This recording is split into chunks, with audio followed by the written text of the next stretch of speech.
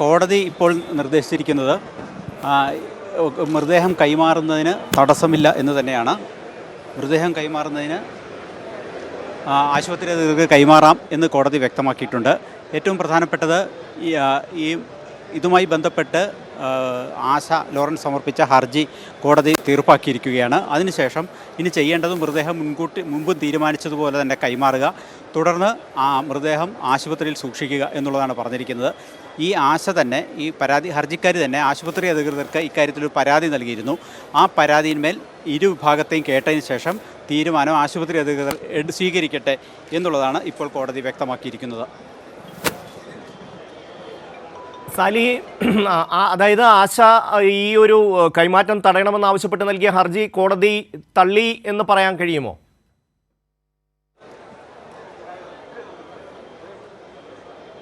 അതായത് ഹർജി തീർപ്പാക്കുകയാണ് ഉണ്ടായിരിക്കുന്നത്.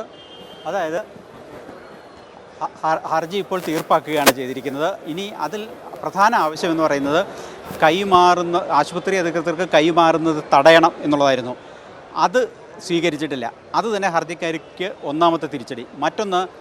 മറ്റൊരു പ്രധാനപ്പെട്ട ആവശ്യം, ഇത് പള്ളിയിൽ സംസ്കരിക്കണം. അതിന് പള്ളി വികാരിക്ക് പോലീസ് പ്രൊട്ടക്ഷനും അത്തരം സംരക്ഷണങ്ങളും സംവിധാനങ്ങളും ഒരുക്കി നൽകണം.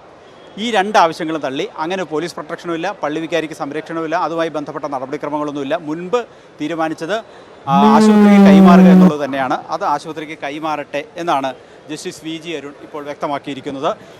അപ്പോൾ തുടർ നടപടി എന്താണെന്ന് ചോദിച്ചാൽ, ഇപ്പോൾ തൽക്കാലത്തേക്ക് അത് മോർച്ചറിയിലേക്ക് മാറ്റുക. തുടർന്ന് അതിനുശേഷം ഈ ആശുപത്രി അധികൃതർക്ക് ഈ ഹർജിക്കാരി സമർപ്പിച്ചിരിക്കുന്ന ഒരു പരാതിയുണ്ട്. ആ പരാതിയിന്മേൽ രണ്ടു ഭാഗത്തിൻ്റെയും വാദം കേട്ട ശേഷം തീരുമാനമെടുക്കുക എന്നുള്ളതാണ് ഇപ്പോൾ കോടതി വ്യക്തമാക്കിയിരിക്കുന്നത്.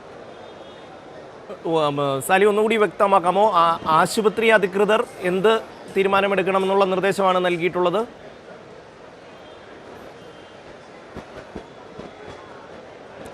ആശുപത്രി അധികൃതർക്ക് ഇക്കാര്യം തീരുമാനിക്കാനുള്ള ഏതെങ്കിലും തീരുമാനം ആശുപത്രി അധികൃതർ എടുക്കണം എന്നല്ല. ആശുപത്രി രണ്ട് വിഭാഗക്കാരുടെയും വാദം ആവശ്യങ്ങൾ പരിഗണിക്കണം. എന്നിട്ട് ആ വാദം കേട്ടതിന് ശേഷം ഉചിതമായ നടപടി സ്വീകരിക്കുക. അതായത് ഈ കേസിൽ സംഭവിക്കാനിടയുള്ളത്, മക്കൾ പല തട്ടുകളിലാണ്. അതായത് 3 മക്കളാണുള്ളത്. 4 മക്കളാണുള്ളത്. അതിൽ ഒരാൾ മരിച്ചു, ബാക്കി ജീവിച്ചിരിക്കുന്നത് 3 മക്കളാണ്. ആ 3 മക്കളിൽ ഓരോരുത്തരും എന്ത് നിലപാട് സ്വീകരിക്കുന്നു എന്നിനി ആശുപത്രി അധികൃതർ പരിശോധിക്കേണ്ടി വരും. നിലനിൽക്കുന്ന നിയമം അനുസരിച്ച് അതിലൊരു തീരുമാനം എടുക്കേണ്ടി വരും എന്നുള്ളതാണ് പ്രധാനപ്പെട്ട കാര്യം. ഇപ്പോൾ ഏറ്റവും വലിയ കാര്യം, ഇന്ന് 4 മണിക്ക് മെഡിക്കൽ കോളേജ് അധികൃതർക്ക് ബോഡി കൈമാറാൻ തന്നെയാണ് തീരുമാനിച്ചിരുന്നത്. അതിൽ യാതൊരു തടസ്സമില്ല, അതിൽ യാതൊരു എതിർപ്പും കോടതി പറഞ്ഞിട്ടുമില്ല. കോടതി അതിന് തടസ്സമില്ല എന്ന് മാത്രമല്ല, അത് നടക്കട്ടെ എന്ന് കോടതി വ്യക്തമാക്കുകയും ചെയ്തു. തുടർന്ന് മറ്റ് കാര്യങ്ങൾ ആശുപത്രിയിലേക്ക് മാറ്റിയതിന് ശേഷം ആശുപത്രി അധികൃതർ ഇരു ഭാഗത്തിൻ്റെയും നിലപാടറിഞ്ഞ ശേഷം, അതായത് മക്കളിൽ തന്നെ 2 നിലപാട് ആരാണ്, ഒരാൾ ഹർജിക്കാരിയും എതിർകക്ഷികളായി മറ്റ് 2 മക്കൾ, അതായത് ഈ ഹർജിക്കാരിയുടെ 2 സഹോദരങ്ങൾ, അവരെയാണ് കക്ഷിയാക്കിയിരിക്കുന്നത്. അവരുടെ നിലപാടും കൂടി കേട്ടതിന് ശേഷം, അതായത് മക്കളുടെ പൂർണ്ണമായ നിലപാട് അറിഞ്ഞതിന് ശേഷം ആശുപത്രി അധികൃതർ നിലനിൽക്കുന്ന നിയമം അനുസരിച്ച് തീരുമാനമെടുക്കാൻ അവർക്ക് കഴിയുമെന്നുള്ളതാണ് ഇപ്പോഴത്തെ സാഹചര്യം. അതായത് ചുരുക്കത്തിൽ ഇതുമായി ബന്ധപ്പെട്ട് ഉയർത്തിക്കൊണ്ടുവന്ന പ്രശ്നങ്ങൾ ഇപ്പോൾ അവസാനിച്ചിരിക്കുന്നു എന്ന് തന്നെ പറയാം. ഇപ്പോൾ ആശുപത്രി അധികൃതർ കൈമാറട്ടെ മൃതദേഹം, അതിന് തടസ്സമില്ല എന്ന് തന്നെയാണ് കോടതി വ്യക്തമാക്കിയിരിക്കുന്നത്.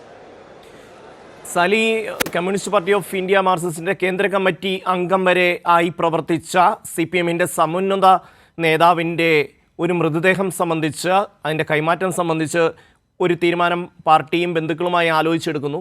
അതിനിടയിൽ കുത്തിത്തിരിപ്പ് അല്ലെങ്കിൽ ഏതെങ്കിലും തരത്തിലൊരു മുതലെടുപ്പിനായി മകളെ ഉപയോഗിച്ചുകൊണ്ട് സംഘപരിവാർ രംഗത്ത് വരികയല്ലേ ചെയ്തത്? ഈ കൃഷ്ണരാജ് എന്ന് പറയുന്ന അഭിഭാഷകൻ മുൻകാലങ്ങളിലെല്ലാം നമുക്കറിയാം, സ്വപ്ന സുരേഷ് ഉൾപ്പെടെയുള്ളവരുടെ വക്കാലത്തുമായി സമൂഹത്തിലിറങ്ങുകയും എങ്ങനെ വർഗീയ വിഘടനവാദം സമൂഹത്തിൽ ഉണ്ടാക്കാമെന്ന് ഗവേഷണം ചെയ്യുകയും ചെയ്യുന്ന ഒരു വക്കീലാണ്.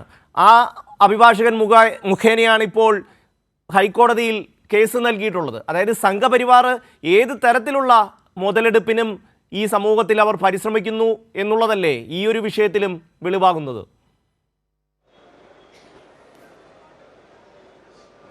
തീർച്ചയായിട്ടും അത് തന്നെയാണ് MM ലോറൻസിൻ്റെ മകൻ അഡ്വക്കേറ്റ് ML സജീവൻ അല്പം മുമ്പ് നമ്മോട് പറഞ്ഞത്.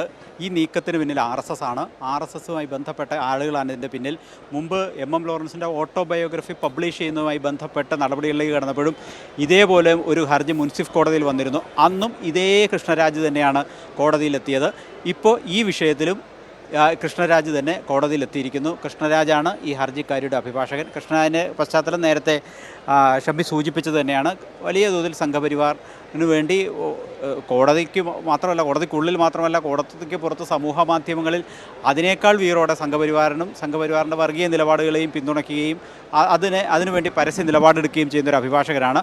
ആ അഭിഭാഷകൻ തന്നെയാണ് ഈ കേസിലും ഇടപെട്ടിരിക്കുന്നത് എന്നുള്ളതാണ് പ്രധാനപ്പെട്ട കാര്യം. അപ്പോൾ ഈ നീക്കത്തിന് പിന്നിൽ സംഘപരിവാറാണ് എന്ന എം ലോറൻസിൻ്റെ മറ്റു മക്കളുടെ പരാതി അല്ലെങ്കിൽ ആ ആരോപണം ശരിവെക്കുന്നതാണ് ഈ കൃഷ്ണരാജ് വക്കീലിൻ്റെ രംഗപ്രവേശം എന്ന കാര്യത്തിൽ തർക്കമില്ല. അപ്പോൾ RSSും സംഘപരിവാറുമാണ് ഈ നീക്കത്തിന് പിന്നിൽ എന്നാണ് അഡ്വക്കേറ്റ് ML സജീവൻ അതായത് MM ലോറൻസിൻ്റെ മകൻ ഇന്ന് രാവിലെ നമ്മോട് പറഞ്ഞത്. അങ്ങനെ ചില ശ്രമങ്ങൾ നടക്കുന്നുണ്ട്, അതിനെതിരെ നിയമപോരാട്ടം നടത്തുക തന്നെ ചെയ്യും എന്ന് അഡ്വക്കേറ്റ് ML സജീവൻ വ്യക്തമാക്കിയിരിക്കുന്നു. ഉച്ചയോടുകൂടി നമ്മൾ അല്ലെങ്കിൽ ML സജീവൻ ഒക്കെ പ്രതീക്ഷിച്ചതുപോലെ ഒരു ഹർജിയുമായി ഹർജിക്കാരി അവരുടെ സഹോദരി കോടതിയിലെത്തുകയായിരുന്നു. ഈ സഹോദരിയുടെ മകനും ഒക്കെ മുമ്പ് തന്നെ സംഘപരിവാറുമായി ബന്ധപ്പെട്ട് ചില ബന്ധങ്ങൾ സ്ഥാപിച്ചിരുന്നു. മകൻ BJPയുടെ പൊതുയോഗത്തിൽ ഹാജരാവുകയും ഒക്കെ ചെയ്ത് അങ്ങനെ ചില പശ്ചാത്തലമൊക്കെ ഉണ്ട്. അത് ഒക്കെ മുമ്പ് വാർത്തയാവുകയും ചെയ്തിട്ടുള്ളതാണ്. MM ലോറൻസിൻ്റെ കുടുംബത്തിൽ നിന്ന് ചെറുമകൻ BJPയിലേക്ക് എന്നൊക്കെ പറഞ്ഞ് ചില മാധ്യമങ്ങൾ അത് വലിയ തോതിൽ ആഘോഷിക്കുകയൊക്കെ ചെയ്തതാണ്. ആ കുടുംബം തന്നെയാണ് ഇപ്പോൾ ഇത്തരത്തിലൊരു സമീപനവുമായി രംഗത്തെത്തിയിരിക്കുന്നത്.